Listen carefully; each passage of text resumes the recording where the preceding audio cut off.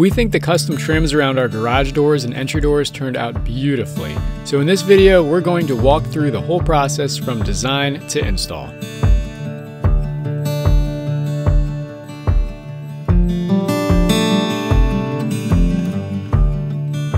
Before jumping into all the details on video, I wanted to mention we've generated a written set of plans to replicate these exact trims. It totally cuts out the learning curve in making these. It gives you every measurement you need to know, how to generate your materials list, and all of the tips and tricks that we've learned designing these and making several sets of them now. The link is down below in the description or in the pinned comment, and it is just one of many digital resources that we are in the process of populating our website with to help you and your projects. You'll be able to find all this on our website, but you'll also be able to find them on our YouTube channel. There's now a store tab which will display all the products that we have available as well.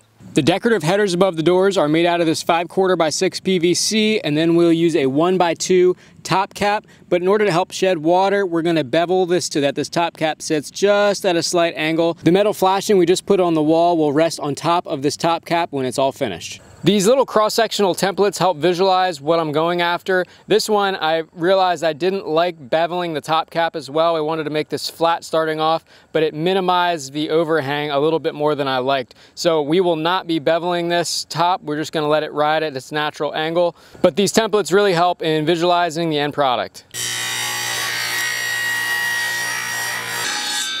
Next is the 16-footer. This is the big boy. Got some roller stands set up.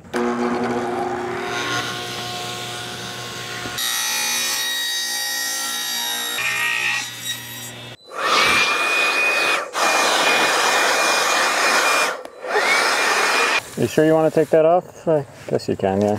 Ooh, hopefully I can get that off. This PVC has been sitting outside for a while, so portions of it are pretty dirty. So I do a first pass of just wiping it down with a rag. And then if there are stubborn spots, I found that rubbing alcohol works pretty good. It's not a perfect solution, but it does work.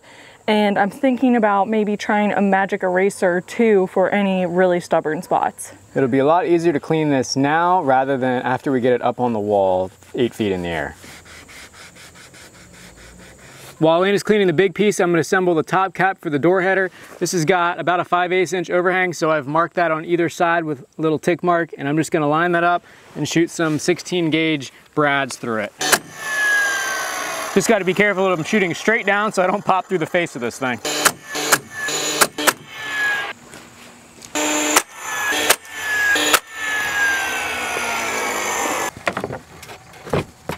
Similar to the other doors we've done trim around, I'm going to make this kind of a one-piece trim. We'll pocket screw the jambs up to this header.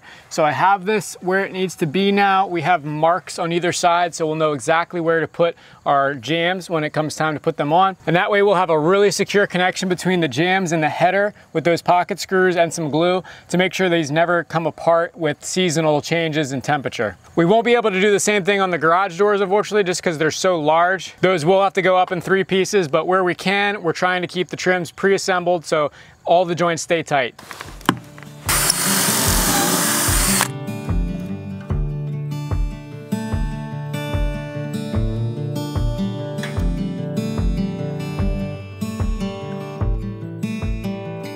I'm using the same fasteners as I did for the battens, Fasten Master Cortex screws. They're the most versatile hidden fastener system I've used before and are a major reason why we are using PVC for all of this exterior trim. Not sure if this is just me or other carpenters do this, but I actually measure out and make sure the holes for the fasteners are all symmetrical and evenly spaced. I do think at the end of the day, it gives it a nicer appearance. The plugs will obviously hide the holes pretty well, but it's not perfect, so you will see them up close.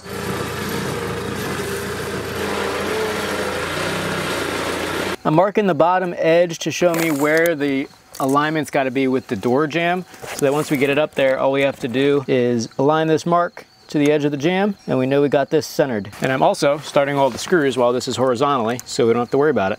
Horizontally? Horizontal. We'll see how easy it is to get it straight though. Try to keep that 1/4 inch reveal. That's what we're looking for. 1/4 inch. Oh, okay. I know, it's gonna sack. We gotta push it up as we go. Looks pretty good on that side. Don't focus on the left.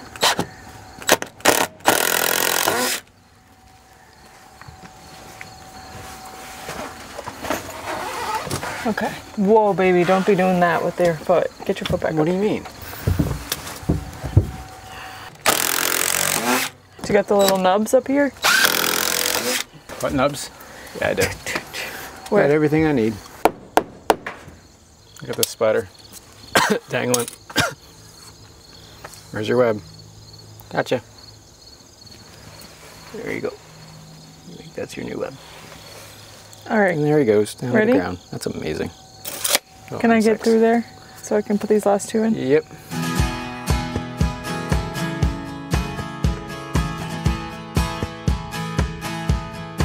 It's starting to look really good. All that's left up here is the jam, so the vertical pieces of trim. I wanted to wait till we got the headers up for those so that I can measure down and get an exact, precise measurement rather than try to pre-cut them ahead of time. It never seems to work out as well as I want it to. But this should be easy, just measuring, cutting boards to length, and then screwing them onto the wall. So let's crank them out. And after measuring, I actually could have gotten away with pre-cutting all these to 91 1/4, except that one over there is 91 1/8, very close. All it depends on is the reveal for that header. I did set that kind of by eye, so I wanted to make sure I got that right on.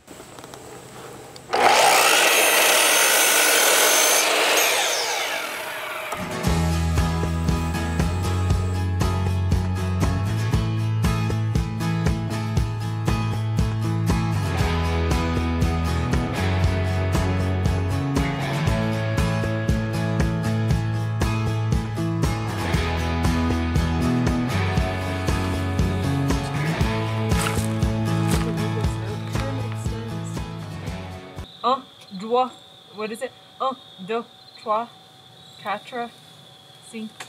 Okay, can 6, you go to the 7, right anymore? 8, That's all you got to the right? 7.